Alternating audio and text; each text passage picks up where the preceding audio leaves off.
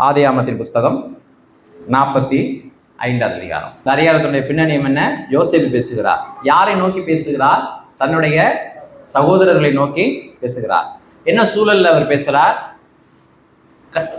நாங்கள் கடந்த காலத்திலே யோசேப்பை குழுவாக சேர்ந்து ஒற்றுமையாக சேர்ந்து கொல்ல திட்டமிட்டோம். இப்பொழுது யோசேப்பு என்னவா இருக்கிறாரு? ராஜாவாக இருக்கிறார். ராஜாவாக இருக்கிற யோசேப்பினால் தங்களுக்கு என்ன உண்டாகும்? தீமை உண்டாகும். அல்லது யோசேப்பு தங்களை நியாயம் தீர்ப்பார். அந்த ஆற்றல் யோசேப்புக்கு இப்ப இருக்கு அப்படின்னு நினைச்சு பயந்துட்டு இருக்காங்க. அவர்களோடு யோசேப்பு பேசுறது தான் இந்த வேத பகுதி. இது எங்க இப்ப சபை ஆரம்பித்து 2000 வருஷம் ஆச்சு. அதுக்கு முன்னாடி இந்த வரலாறு அதுக்கு முந்தையது. ஏறத்தாழ 4500 ஆண்டுகளுக்கு மேல இது பழமையானது. இன்றைக்கு நமக்கு கொடுக்குற செய்தி என்ன? முதல் வசனத்தை விளக்க போறோம்.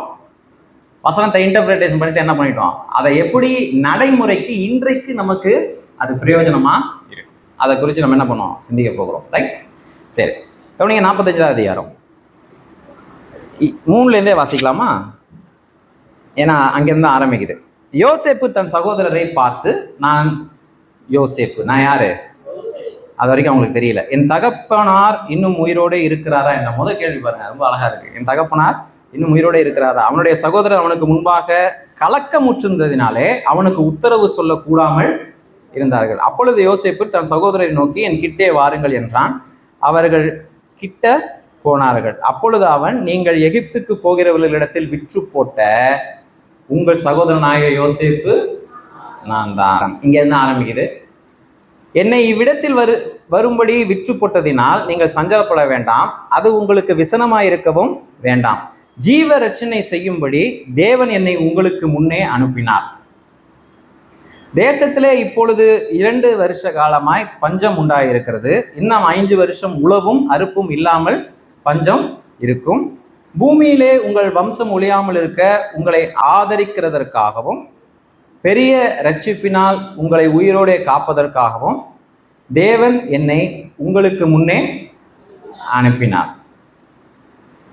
ஆதலால் நீங்கள் அல்ல, தேவனே இவ்விடத்திற்கு அனுப்பி என்னை பார்வோனுக்கு தகப்பனாகவும் அவன் குடும்பம் அனைத்திற்கும் கர்த்தனாகவும் எகிப்து தேசம் முழுவதற்கும் அதிபதியாகவும் வைத்தார். வாசிக்கப்பட்ட வேத பகுதி முடிஞ்சிச்சு. இப்போ நீங்கள் இதுலேருந்து என்ன செய்தியை பெறுகிறீங்க? எப்படி படிக்கணும்? இதில் இருந்து எப்படி செய்தி எடுக்கணும்னு நான் சொல்கிறேன். அதுக்கு முன்னாடி இதை புரியணும்னா, யோசேப்பு 17 வயசில் தனக்கு நடந்ததை இங்கே என்ன பண்ணுறாரு சொல்லுகிறார். 13 ஆண்டுகள் கழித்து ஏறத்தாழ 30, ஏறத்தாழங்கிறத மறந்துடாதீங்க. 13 ஆண்டுகளுக்கு முன்பாக தான் 17-18 வயசு இருக்கும் பொழுது அவருக்கு நடந்ததை இங்கே விவரமாக என்ன பண்ணுறாரு சொல்கிறார். அப்போ இது எங்கே நடந்துச்சு? ஆதியாகமம் 37வது அதிகாரம். அப்படியே இந்த பகுதியில் கையை வச்சுக்கங்க. ஆதார வேத பகுதி இந்த வேத பகுதி தான். 37லேருந்து 45க்கு 8 அதிகாரம் இருக்குது. அப்போ இந்த பக்கத்தில் எத்தனை வருஷம் சம்பவம் இருக்குது? 13 வருஷம் சம்பவம் இருக்குது. ரைட். சில இடத்துல பார்த்தீங்கன்னா ஒரு வசனத்திற்கும் அடுத்த வசனத்திற்குமே 1000 ஆண்டு காலம் இருக்கும். நான் சொல்றது புரியுதா? இப்போ கவனிங்க, 37ல் 28 வாசிங்க. அந்த வர்த்தகர்னா பிஸ்னஸ் பண்ணுறவங்க, அந்த வர்த்தகரான மீதியானர் கடந்து போகிற போது அவர்கள் யோசேப்பை அந்த குழியிலிருந்து தூக்கி எடுத்து, அப்போ அதுக்கு முன்னாடி என்ன பண்ண, அந்த குழியில் போட்ட சம்பவம், குழியில் போட்டு சாப்பிட உட்காந்துட்டாங்க. அந்த குழியில் வரும் ஒருத்தர் சொல்கிறாரு, அவரை கொல்ல வேணாம், அவரை என்ன பண்ணிடலாம், வித்துட்டு கொஞ்சம் காசு என்ன பண்ணலாம் பார்க்கலாம் அப்படிங்கிறாரு. ஆண்டவர் அந்த யோசனையை என்ன பண்ணுறாரு உறுதிப்படுத்துகிறார். அப்போ எகிப்துக்கு போகிற மீதியானியர் வர்றாங்க. சரியா? அப்ப அந்த வர்த்தகரான மீதியானர் கடந்து போகிற போது அவர்கள் யோசேப்பை அந்த குழியில் இருந்து தூக்கி எடுத்து அவனை இஸ்மவேலர் கையில் 20 வெள்ளி காசுக்கு என்ன பண்ணாங்க? அவர்கள் யோசேப்பை எகிப்திற்கு கொண்டு போனார்கள். எகிப்திற்கு கொண்டு போனார்கள் அப்படிங்கிற இடத்துல போடுங்க. என்ன நடந்துச்சோ அது அப்படியே அந்த ஆக்கியோன் என்ன பண்றாரு இங்க எழுதுறார். மீதியானியராகிய வர்த்தகர் இஸ்மவேலர் கையில் யோசேப்பு என்ன பண்ணாங்க? எத்தனை வெள்ளி காசுக்கு விற்றாங்க? வெள்ளி காசுக்கு விற்கிறாங்க, விற்றுனாங்க. அவர்கள் யோசேப்பை எங்கே கொண்டு போகிறாங்க? எகிப்திற்கு கொண்டு போனார்கள். அங்கே கீவேர்டு என்னன்னா கொண்டு போனார்கள். சொல்ல இப்போ அதை அப்படியே திருப்பி 45க்கு வாங்க. இப்போ இங்கே ஒரு கீவேர்டு இருக்கு. அதை வாசிக்கையில நம்ம எளிமையாக தவற விடலாம். கவனிங்க, இதே விஷயத்த இதே நடந்ததை 13 வருடம் கழித்து யோசேப்பு சொல்லும் பொழுது எப்படி சொல்றாரு பாருங்க. 5வது வசனம், என்னை இவ்விடத்திற்கு வரும்படி விற்று போட்டதினால், அது வரைக்கும் மாறி இருக்கா எதுவும்?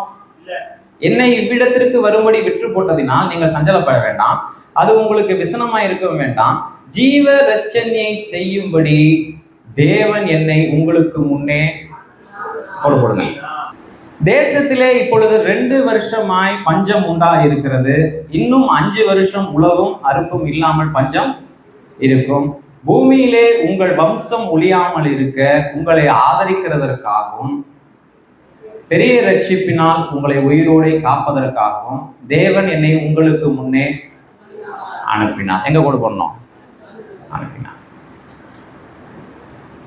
ஆதலால் நீங்கள் அல்ல, தேவனே என்னை இவ்விடத்திற்கு எங்க கொடுக்கணும்? அனுப்பி என்னை பார்வோனுக்கு தகப்பனாகவும் அவன் குடும்பம் அனைத்திற்கும் கர்த்தனாகவும் எகிப்து தேசம் முழுவதற்கும் அதிபதியாகவும் வைத்தார்.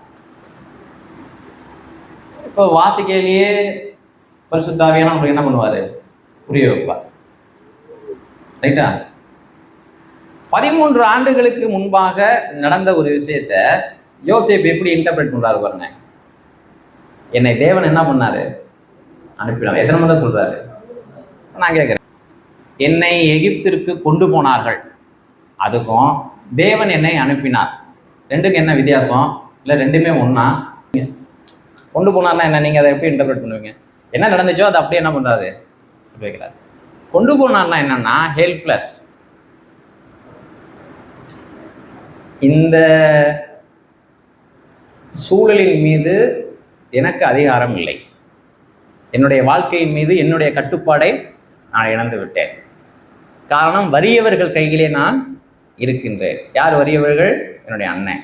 இந்த சூழலிலே என்னை நானே விடுவித்துக் கொள்ள, என் வாழ்க்கையின் திசையை நான் விரும்புகிறது போல மாற்றிக்கொள்ள என்னால் முடியவில்லை. Helpless, victim mind set.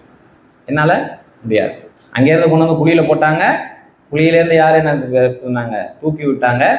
அடுத்தது எகிப்தியர்கள் என்ன பண்ணாங்க? வாங்கி இப்போ எங்கே போடணும்? கொண்டு போகிறாங்க. யோசேப்புடைய எண்ணம் என்ன? அப்பா கிட்ட போகணும், கம்ஃபர்ட் ஜோன், மறுபடியும் வீட்டுக்கு போகணும். ஆனால் அவருடைய விருப்பத்தை மீறி அவருடைய வாழ்க்கையில அவருடைய கட்டுப்பாடு அவர் வாழ்க்கையின் மீது இல்லாதவராய் எங்கே போகிறவர்? கொண்டு போக. இது அன்னைக்கு என்ன நடந்துச்சோ அது அப்படியே பரிசுத்த ஆவியானவர் என்ன பண்ண எழுதி வச்சிருக்காங்க. 13 ஆண்டு கழித்து எகிப்துக்கு அதிபதியாகி தன்னுடைய குடும்பத்தை பஞ்சம் விளைக்க வந்த தன்னுடைய குடும்பத்திற்கு முன்பாக அவன் சொல்லும்போது சொல்றாரு, எப்பா நீங்க என்னை விற்றீங்க, அது வரைக்கும் சரி, ஆனால் நான் எகிப்துக்கு என்னை தேவன் அனுப்பினார். அப்படின்னா என்ன? அப்படின்னா உங்களுடைய தீமையான நோக்கம் என்னமோ அன்னைக்கு நிறைவேறினது மாதிரி இருந்துச்சு, ஆனால் நிறைவேறினது உங்களுடைய தீமையான நோக்கம் அல்ல, தேவனுடைய திட்டம். இப்ப சொல்லுங்க, யோசேப்பு கொண்டு போகப்பட்டாரா, தேவனால் அனுப்பப்பட்டாரா? எப்படி சொல்றீங்க? பைபிள்ல எழுதி வச்சிருக்காங்க. இப்ப இன்னைக்கு இதுல இருந்து நம்மளுக்கு கிடைக்கிற செய்தி என்ன? இன்னைக்கு நம்ம வாழ்க்கையில நடக்கிறது, நல்லா வந்து மாட்டிக்கிட்டேங்க, ஐ எம் ட்ராப்ட், நல்லா மாட்டிக்கிட்டேன், முன்னையும் போக முடியாது, இன்னையும் வர முடியாது. அப்படின்னா என்ன அர்த்தம்? எனக்கு வேறு வழியே இல்லை, என் வாழ்க்கையின் மீது எனக்கு என்ன கிடையாது? அதிகாரமோ கட்டுப்பாடோ இல்லை, என்னுடைய சூழ்நிலைகள் மீது எனக்கு அதிகாரமோ கட்டுப்பாடோ இல்லை. I am a victim, I am helpless. இந்த நெருக்கடியிலிருந்து, அசாதாரணமான சூழலிலிருந்து வெளியேற எனக்கு என்ன கிடையாது? பலன் இல்லை. வாழ்க்கை போகிற போக்குலேயே நானும் என்ன பண்ணுறேன்? போகிறேன். இது வரைக்கும் பார்த்தீங்கன்னா எல்லா மனிதர்களுடைய மனநிலை, பரிசுத்த ஆவியானவர் நம்மோடு இடைப்படுவாரா? கவனிங்க, இது வரைக்கும் என்னது தான் இல்லை. ஆனால் 13 ஆண்டு கழிச்சு தான் அவன் வாழ்க்கையில் திரும்பி பார்த்து தேவனுடைய நோக்கத்தை கண்டுபிடிக்கிறான். இல்லை இல்லை இல்லை, எல்லா தீமையான நோக்கங்களின் மீதும் நான் கட்டுப்பாடை இழக்கலாம், ஆனால் தேவன் கட்டுப்பாடு உள்ளவராக இருக்கிறார். என் வாழ்க்கையில என்னுடைய வாழ்க்கையின் மீது எனக்கு கட்டுப்பாடு இல்லை தான். ஆனா என்னுடைய வாழ்க்கையின் மீது யார் கட்டுப்பாடு உள்ளவராயிருக்கிறார்? தேவன் அதிகாரம் உள்ளவராயிருக்கிறார். தீமையான நோக்கங்கள், மற்றவர்கள் எனக்கு செய்கிற துரோகங்கள், மற்றவர்கள் எனக்கு செய்கிற கொடுமைகள், மற்றவர்கள் எனக்கு செய்கிற சகல விதமான எல்லாவித பிரச்சனைகள், துன்பங்கள், இது எல்லாமே தேவ திட்டத்திற்கு நேராக என்னை கொண்டு போகிறது. தேவன் என்ன குறித்தாரோ அதற்காக இந்த தீமையை பயன்படுத்த போகிறார். ஒரு வசனம் சொல்றேன், ஞாபகம் வச்சுங்க. பைபிளில் இருக்குது, ஆனால் அதை நீங்கள் அதை லைனை ஞாபகம் வச்சுக்கலாம். கடவுள் ஆளுகை செய்கிறார், மீள் ஆளுகை செய்கிறார், அல்லது மேல் ஆளுகை செய்கிறார். தமிழில் கஷ்டமாக தான் ஆங்கிலத்தில் சொல்கிறேன். God rules and over rules. அதாவது தேவன் ஆளுகை செய்கிறார். சில இடங்களிலே மனிதனை ஆளுகை செய்ய விட்டு விட்டு மேலாதிக்கம் செய்கிறார். அவர் யோசேப்பு அங்க கீ என்னன்னா, யோசேப்பு மீது தேவனுடைய திட்டம் இருந்தது. யோசேப்பு தேவன் மீது தேவனுடைய திட்டம் யோசேப்போட இருந்ததுனாலதான் யோசேப்போடு கூட யார் இருந்தார்? ஆண்டவர் இருந்தார். எதுக்கு? யோசேப்பு மேல் இருக்கிற திட்டத்தை யார் நிறைவேற்றணும்? ஆண்டவர் நிறைவேற்றணும். அந்த திட்டம் அவருடையது. அந்த திட்டத்திற்குள் யோசேப்பு இருந்தார். அந்த திட்டத்தை நிறைவேறும்படி யோசேப்போடு கூட யார் இருந்தார்? கர்த்தர் இருந்தார். அப்ப இந்த திட்டத்திலே யோசேப்பும் பயனடைய வேண்டும். அதுதான் ஆண்டவருடைய சித்தம். கவனிங்க, எப்பயுமே இந்த ரட்சிப்பு அப்படிங்கிறது, நான் நல்லா இருக்கிறது அப்படிங்கிறது ஒரு விளைவு.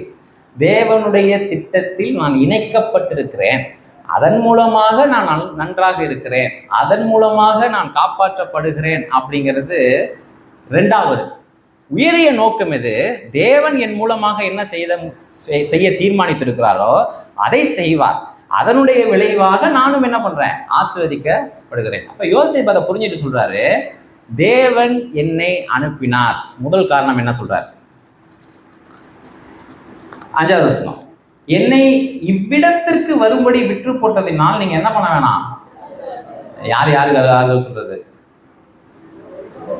கவனிங்க, சகோதரர் நடராஜன் என்ன கொடுமைப்படுத்துறாரு. நான் அவருக்கு ஆறுதல் சொல்லுவேனா? அப்படி எங்கேயாவது நடக்குமா? உங்களை கொடுமைப்படுத்துறதுக்கு ஆறுதல் சொல்ல உங்களால முடியுமா? அந்த சகோதரி சரியா தலையாடுறாங்க, முடியாதுங்க அப்படின்னு. யோசேப்பால முடியும், யோசேப்பால முடியும். யோசேப்பு எந்த தேவனை ஆராதித்தாரோ அந்த தேவன் இன்னைக்கும் உயிரோடு இருக்கிறார். அந்த தேவனை பின்பற்றுகிற எல்லாராலும் முடியும். அந்த தேவனை பின்பற்றுகிற எல்லாரும். பாஷை தெரியாது, மலையாளி. அவர் சொல்லும் பொழுதே டிரான்ஸ்லேஷன் தான் மினிஸ்ட்ரி, மொழிபெயர்த்து தான் ஊழியம் செய்யணும்.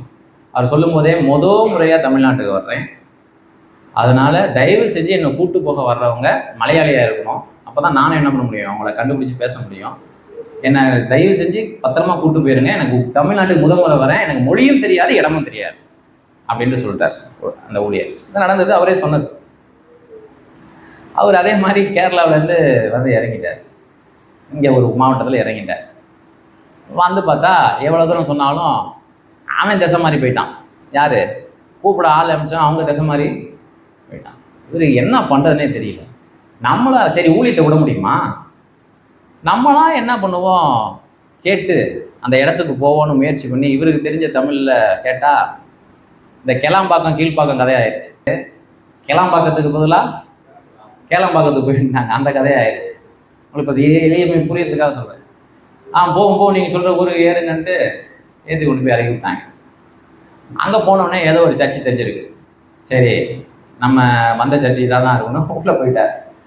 அவங்களும் என்ன பண்ணிட்டானுங்க, கரெக்டாக ஒரு டிரான்ஸ்லேட்டர் இருந்தானா, ஒரு பிரசங்கம் பண்ணால் விட்டாங்க.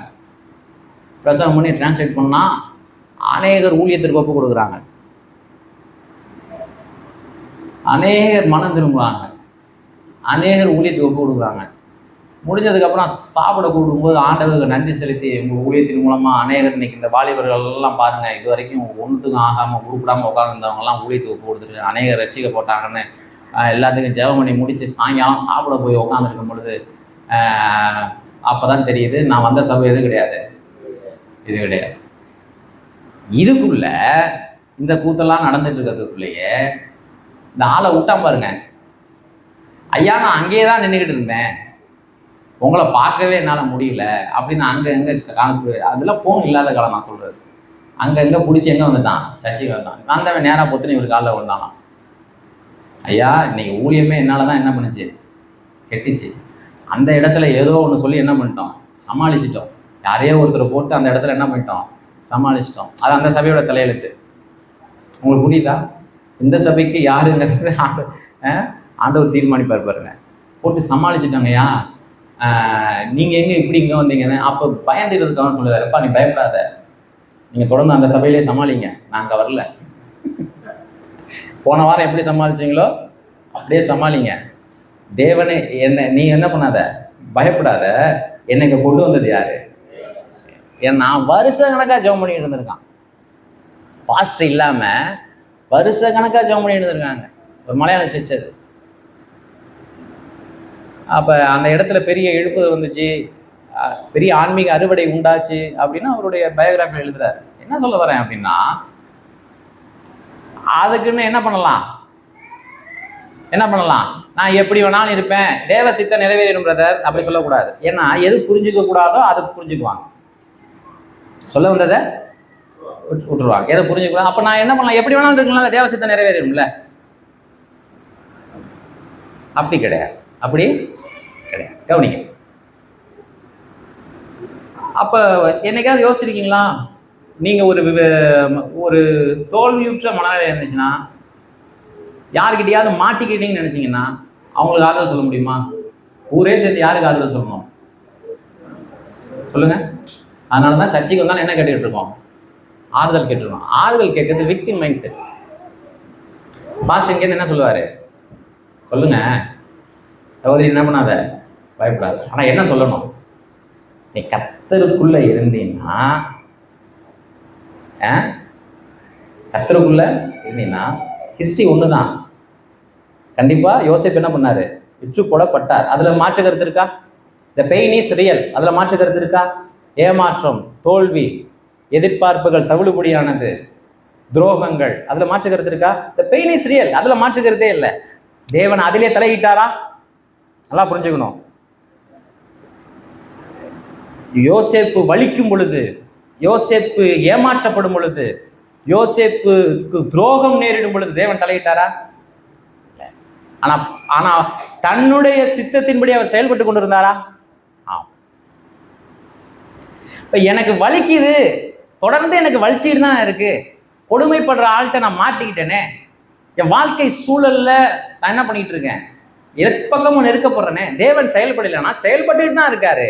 ஆனா என்னுடைய துன்பத்தில் அவர் தலையிடவில்லை. நான் எதிர்பார்க்கிற விதத்திலே என்னோடு அவர் செயல்படவில்லை. ஆனா கடவுளுடைய திட்டத்தின்படி அவர் ஆப்ரேட் ஆகிட்டு தான் இருக்கார். அவர் ஆப்ரேட் ஆகிட்டு தான். தேவன் என்னை அனுப்பினார் அப்படின்னு சொல்லும் பொழுது இவன் விக்டிம் மைண்ட் செட்ல இல்லை. அதாவது ஒரு பலியாடின் மனப்பான்மையில இவன் இல்லை. என் வாழ்க்கையின் மீது தேவன் கட்டுப்பாடு உள்ளவரா இருந்தாருப்பா. அதனால என்னை அனுப்பிச்சது யாரு? தேவன் தான். அதனால நீ பயப்படாத. ஒருவேளை நானாக தான் சொல்லியிருப்பேன். நிறைய பேர் பரிசுத்தவான்கள் என்ன சொல்லுவாங்கன்னா, நான் ஒன்றும் செய்ய மாட்டேன்ப்பா, ஆனா கர்த்தர் பார்த்துக்குவார், நான் ஒன்றும் பண்ண மாட்டேன், கர்த்தர் எனக்காக யுத்தம் பண்ணுவார். அப்படி எதுவும் யோசேப்பு சொன்னதா நீங்க வாசிச்சிருக்கீங்களா? கானான்ல பஞ்சம் ஏன் வந்துச்சு தெரியுமா? நீ என்கிட்ட வரணும்னாலதான். அப்படி எதுவும் யோசேப்பு சொன்னதா தெரிஞ்சா? கவனிங்க, இதெல்லாம் சுயத்துல இருந்து வர்றது. தேவனோட இணைஞ்சிட்டோம்னா இதெல்லாம் வராது. தேவனுடைய இருதயத்திற்குள்ளிருந்து சிந்திக்கிறவர்களா நம்ம மாறணும்.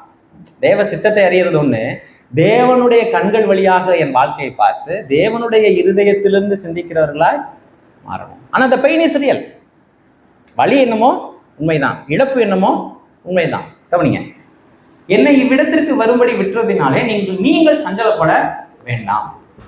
அப்படின்னா எகிப்துக்கு போனதினாலே யாருக்கு சஞ்சலம் இல்லை? யோசேப்புக்கு சஞ்சலம். அது உங்களுக்கு விசனமா இருக்கவும் வேண்டாம். அப்படின்னா எகிப்துக்கு போனதினாலே யாருக்கு விசனம் இல்லை? எனக்கு சஞ்சலம் இல்லை, விசனமும் இல்லை. ஆகையினாலே உன்மீதும் எனக்கு விசனம் இல்லை, சஞ்சலம் இல்லை. எத்தனை பேருக்கு புரியுது? மனிதன் தன்னுடைய காயத்தை தான் மறுபடியும் இன்னொருத்தனுக்கு கொடுக்கணும்னு நினைக்கிறான்.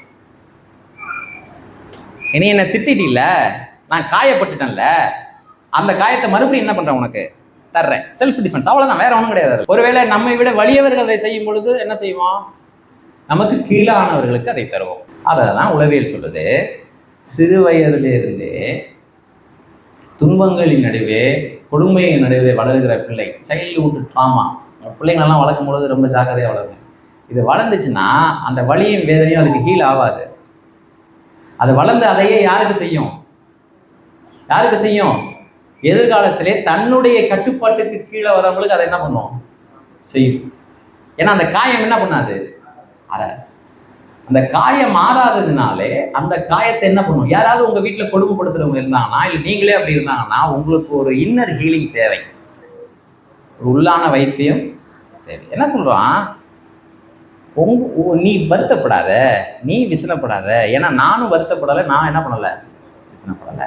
அதுதான் ஏன்னால் தேவன் என்னை என்ன பண்ணாரு, ஆனால் விற்று போட்டது உண்மையா, உண்மை. கவனி, ஏன் அப்படி அனுப்பினாரு, ஜீவ ரட்சண்யம் செய்யும்படி தேவன் என்னை உங்களுக்கு முன்னே அனுப்பினார். ஜீவ ரட்சண்யை செய்யும்படி யாரை காப்பாற்றுறதுக்காக, சகோதரர்களே கவனிங்க, இவனே தப்பிச்ச முளைச்சோம் தானே போயிருப்பான். நல்ல வேலைப்பா, கொல்ல பார்த்தாங்க, நல்ல வேலை, இப்போ உயிராத மிஞ்சிச்சு, என்ன பண்றாங்க, தூக்கிட்டு போறாங்க, நல்ல வேலை தப்பிச்சேன். 13 வருஷம் கழிச்சு நான் சொல்றான், நான் தப்பிக்கலப்பா, உன்னை காப்பாற்றுறதுக்காக என்னை அனுப்புனார். அங்க தப்பிச்சது யாரு, நான் கிடையாது, பஞ்சம் முளைக்க வர்ற உங்களை காப்பாற்றுறதுக்காக என்னை முன்னமே என்ன பண்ணாரு, எல்லாம் சொல்லுங்க, முன்னமே அனுப்பினார். அப்படின்னா என்னன்னா, தேவனுக்கு ஒரு நோக்கம் இருந்துச்சு. தேவனுக்கு உங்க வாழ்க்கையில யாருக்கு முன்ன உங்களை கொண்டு போகணும்னு தெரியும். நான் சொல்ல புரியுதா, கவனிங்க, அண்ணன் தம்பிகளுக்கு மேலாக யோசேப்பை உயர்த்தல, ஆனா அண்ணன் தம்பிகளுக்கு முன்னதாக அனுப்பினார். எத்தனை பேருக்கு புரியுது, அதாவது எந்த டைரக்ஷன்ல உங்களை உயர்த்தணுங்கிறத கர்த்தருக்கு தெரியுங்க. எதுல உங்களை முன்னுக்கு கொண்டு வரணுங்கிறது யாருக்கு தெரியும், முன்னுக்கு கொண்டு வருவார், கண்டிப்பா கொண்டு வருவாரு, முன்னுக்கு கொண்டு வருவாரு. ஆனா எந்த டைரக்ஷன்ல, எந்த ஆக்சிஸ்ல, அதை யார் முடிவு பண்ணுவா, சொல்லுங்க சொல்லுங்க. கர்த்தர் என்ன பண்ணுவாரு, பயப்படாதப்பா, என்ன குழியில போட்ட நினைக்காத, என்ன ஒழிச்சுக்கன்னு நினைக்காத, அப்பயும் கர்த்தர் உனக்கு முன்னதான் என்ன பண்ணாரு, என்ன உனக்கு 6வது வசனம் வாங்க. இனிமே அப்படி ஜெபம் பண்ணுவீங்களா, என்ன மாதிரி ஜெபம் பண்ணுவீங்க, ஆண்டவரே அவர்களுக்கு முன்பாக நம்மளுடைய ஆங்கிள் எப்படி, யோசேப்பு நம்மளுடைய ஆங்கிள் எப்படி, இப்படி உயர்த்துங்க ஆண்டவரே. ஆண்டவர் யோசேப்பு எப்படி பண்ணாரு, இன்னும் 5 வருஷம் உலகம் அறுப்பும் இல்லாமல் பஞ்சம் இருக்கும், பூமியிலே உங்கள் வம்சம் ஒழியாமல் இருக்க உங்களை ஆதரிக்கவும் பெரிய ரட்சிப்பினால் உங்களை உயிரோടെ காப்பதற்கும் தேவன் என்னை உங்களுக்கு முன்னே, கவனிங்க, ஒன்னை காப்பாத்துறதுக்கு தான் என்ன குழியில போட அனுமதிச்சார். எத்தனை பேருக்கு புரியுது,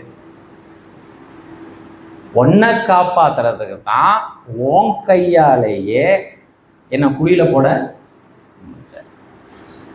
அப்படி இல்லைன்னா என்ன ஆயிடும், குழியில உன் கையாலே நான் செத்து போயிருப்பேன். அங்க தேவனுடைய திட்டம் என்ன, உன் கையால நான் சாகாம காப்பாற்றணும், அது மட்டும் கிடையாது, என் கையால உன்னை காப்பாற்றணுங்கிறதுக்காகவும் என்னை காப்பாத்தினார். விளங்குறவங்க ஒரு அலையிலே சொல்லுங்க பார்ப்போம். நீங்க யாரையாவது சத்ருவா ஃபிக்ஸ் பண்ணி வச்சிருக்கீங்களா, இவன் தாங்க, இவனாலதான் என் வாழ்க்கையை போச்சு, ஏத்த வீடு, பக்கத்து வீடு, வேலை பார்க்குற இடம், இல்லை அப்படி கடந்த நாட்கள்ல அப்படி யாரும் ஃபிக்ஸ் பண்ணி வச்சிருக்கீங்களா? நீங்க என்னை காப்பாற்றும்படி தேவன் என்னை காப்பாத்தல, உன்னையும் காப்பாற்றும்படி என்னை காப்பாத்திருக்கிறார். அப்பதான் சொல்லுவார், நான் நல்லா இருக்கிறதுக்காக என்ன பண்ணல, குழியில போட அனுமதிக்கலப்பா, நீயும் நல்லா உன்னை காப்பாத்துறதுக்காக. இதை தான் புதிய ஏற்பாடுல வாசிக்க போறோம். அடுத்தது அப்படியே இதை டிராவல் பண்ணி எங்க கொண்டு போறோம், கவனிங்க. இஸ்ரவேல் வம்சம் பஞ்சத்தில் அழியாமல் காப்பாற்றப்படுவதற்கு முழுமையான நோக்கம் என்ன, அந்த வழியில யாரு வரணும், சத்தமா சொல்லுங்க. எத்தனை ஆண்டு காலத்து 5000 வருஷத்துக்கு பின்பாக ஒரு நோக்கத்தை நிறைவேற்றணும், அதற்காக யோசேப்பு என்ன பண்ணாரு, குழியில போட அனுமதிச்சார். ஒரு ஆளில சொல்லுங்க பார்ப்போம். இவனால பார்க்க முடிஞ்சது வெறும் 13 வருஷம். 13 வருஷத்துல இவன் தன்னுடைய வாழ்க்கையை திரும்பி பார்த்து தன் வாழ்க்கையில என்ன நடந்துச்சோ அதுக்கு இவன் அர்த்தம் கொடுத்து அதை வியாக்கியானம் செஞ்சு அவங்களுக்கு விளக்கி சொல்றான். உன்னையும் உன் குடும்பத்தையும் வெறும் உங்க 70 பேரையும் தேசம் அனைத்திலும் என்ன பண்ணணும், நான் காப்பாத்துறதுக்காக என்ன முன்னமே அமைச்சார். சங்கீதம் 105:17. அங்க போவேனா, இத பல வருஷம் கழிச்சு வந்த நூற்றுக்கணக்கான வருஷம் அப்படி வருஷத்துக்கு வந்தவங்க இதை கரெக்டா இன்டர்பிரேட் பண்றாங்க. இப்போ நான் போதிச்சது கரெக்டா? வேதமே நாம் போதித்த செய்திகள் சரின்னு சொல்லுவோம். வேதத்திலேருந்து ஒரு செய்தி எடுக்கிறேன், அந்த செய்தி கரெக்டான யாரையே சொல்லுவோம். ஏன்னா இதுல இருந்து தானே எடுக்கிறேன். அவர்களுக்கு முன்பாக ஒரு புருஷனை எங்கேருந்து எடுத்து எழுதுறாரு? இதை ஆதியாகமம் 45 எடுத்து எழுதுறாரு. அவர்களுக்கு முன்பாக ஒரு புருஷனை அனுப்பினார். யோசேப்பு சிறையாக. இப்ப கொஞ்சம் தயவு செஞ்சு கோச்சுக்க கூடாது, நீங்க கொஞ்சம் யோசிங்க. ஆதியாகமத்துல இருந்த சங்கீதத்துல 105:17 அவர்களுக்கு முன்னாலே ஒரு புருஷனை அனுப்பினார், யோசேப்பு சிறையாக விற்கப்பட்டான். என்ன அர்த்தம்? ஆதியாகமத்திலே விற்கப்பட்டது முன்னாவது நடந்துச்சா, அனுப்பப்பட்டது முன்னாடி நடந்துச்சா? என்னை இவ்விடத்திற்கு வரும்படி நீங்க என்ன பண்ணீங்க? விற்று போட்டீங்க. அதுக்கப்புறம் தான் அந்த இதுக்கு இவர் அர்த்தம் சொல்றாரு. என்னை தேவன் என்ன பண்ணாரு? அனுப்பினார். சங்கீதத்தில் அதை எழுத்து மூலம் என்ன அனுப்பினாரு? இல்லப்பா, கடவுளுடைய நோக்கம் தான் முதன்மையானது. தேவன் அவனை அனுப்பினார், அதனால விற்று போட்டாங்க. எத்தனை பேருக்கு புரியுது? விலங்கினவன் கரங்களை வருதுங்க. இங்க அதை மறுபடியும் இன்டர்பிரேட் பண்றாரு. பல வருஷம் கழிச்சு வரும்பொழுது இவர் எழுதுறாரு, இல்ல தேவன் அவர் என்ன பண்ணாரு? அனுப்பினார், அதனாலதான் என்ன பண்ணாங்க. இது எத்தனை வருஷம் கழிச்சு நடக்குது? பல நூற்றுக்கணக்கான ஆண்டுகள் கழிச்சு அதை புரிஞ்சுக்கிட்டாங்க. அப்போஸ்தலர் 7 அதிகாரம் நினைக்கிறேன், அதை வாசிடுவோமா? அதை அப்போஸ்தலர் 7 வந்தீங்கன்னா 2000 வருஷம் கழிச்சு பழைய ஏற்பாட்டு நடந்து அவங்க ஒரு இன்டர்பிரேஷன் கொடுக்குறாங்க. எப்படி இது டிராவல் ஆகி வருது புரியுதா? ரைட். முதல்ல அவன் விற்கப்பட்டான். அது என்ன நடந்துச்சோ, என்ன கவனிங்க, அது என்ன நடந்துச்சோ அது அப்படியே சொல்லுது. என் வாழ்க்கையில நடந்தது என்னமோ உண்மைதான். 13 வருஷம் கழிச்சு யோசேப்பு அதை ரீஇன்டர்பிரேட் பண்றாரு. தன்னுடைய வாழ்க்கையை தேவனுடைய பார்வையில இவர் சொல்றாரு, இல்ல நீ கவலைப்படாத, நீ சஞ்சலப்படாத, என்ன கொல்லணும்னு நினைக்காத, உன்னை காப்பாத்துறதுக்கு தான் ஆண்டவர் என்ன பண்ணாரு, என்ன காப்பாற்ற என்ன அனுப்பினாருங்கிறத சொல்றாரு. இன்னும் சில 100 ஆண்டுகள் அந்த டைம்ல நீங்களே கண்டுபிடிக்கணும். சில 1000 ஆண்டுகள் கழிச்சு சங்கீதத்துல எழுதுறாரு, இல்ல ஃபர்ஸ்ட் தேவன் அவருக்கு என்ன பண்ணாரு. அப்ப வாழ்க்கையில எது முக்கியம்? தேவ நோக்கம் தான் முக்கியம். அந்த நோக்கத்திற்காக தான் இது நடக்குது. இது நடந்ததுனால தேவ நோக்கம் நிறைவேறல, அவருடைய நோக்கத்துக்காக தான் இது நடக்குது. என்ன இது புரியுது? இது யார் சொல்ல முடியும்னா ரட்சிக்கப்பட்டு சொல்ல முடியும்.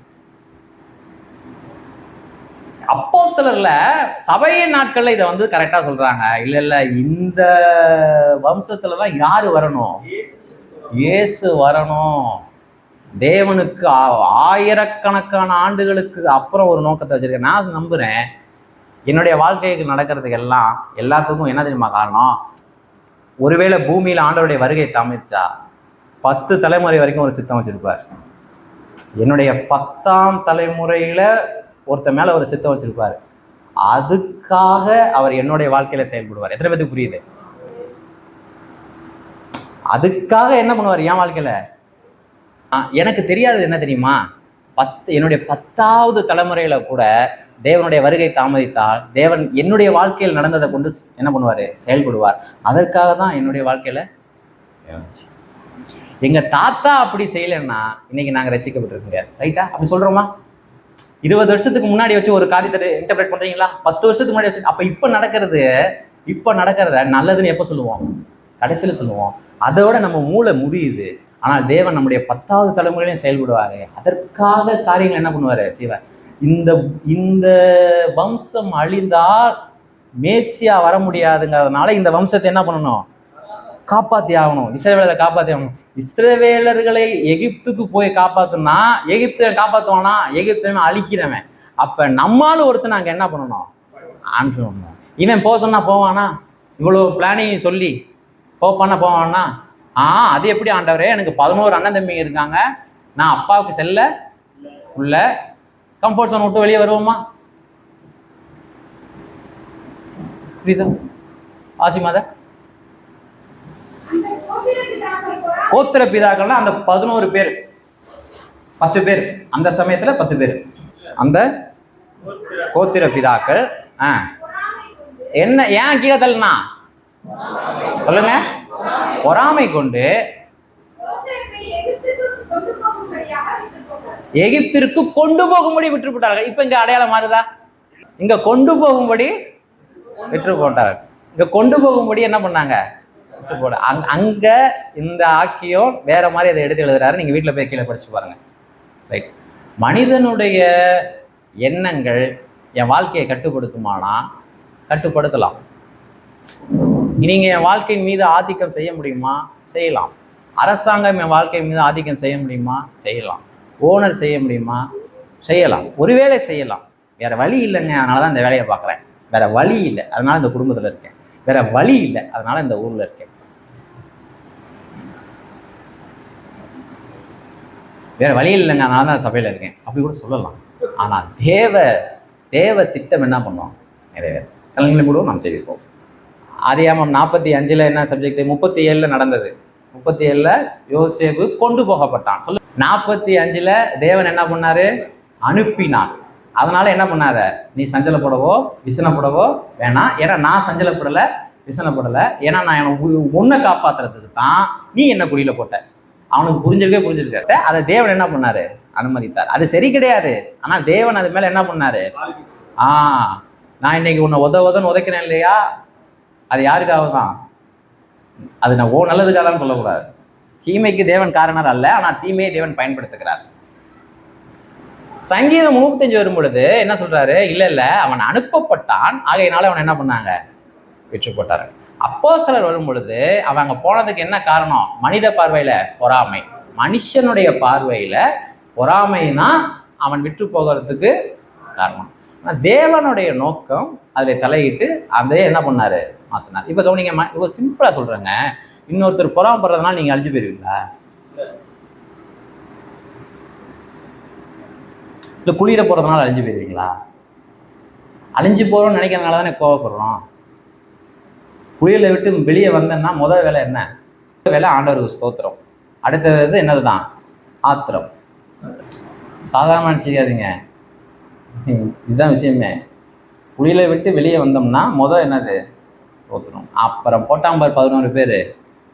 உன்னைதான் நான் 13 வருஷமா யாரை தேடிட்டு இருக்கேன், இந்த நேரத்துக்கு தாண்டா நான் காத்துட்டு இருந்தேன். அதுக்கு கர்த்தரையும் காரணம் சொல்லுவாங்க. நீங்க யோசேப்பை வாசிச்சு பாருங்க. இன்னைக்கு சர்ச்சில் சொல்ற எதுவுமே அங்கே வராது. என் தலையை உனக்கு முன்பாக உயர்த்தினார், நீ வைக்கப்பட்ட, அதெல்லாம் வராது. உன்னை காப்பாதுதான்ப்பா என்ன காப்பாத்துறாரு. அப்படின்னா ஆண்டவருக்கு 2 பேரும் முக்கியம். எத்தனை பேருக்கு புரியுது? ஆண்டவருக்கு யார் முக்கியம்? எனக்காக சம்சாரம் ஒரு செய்தியை காட்டினான்.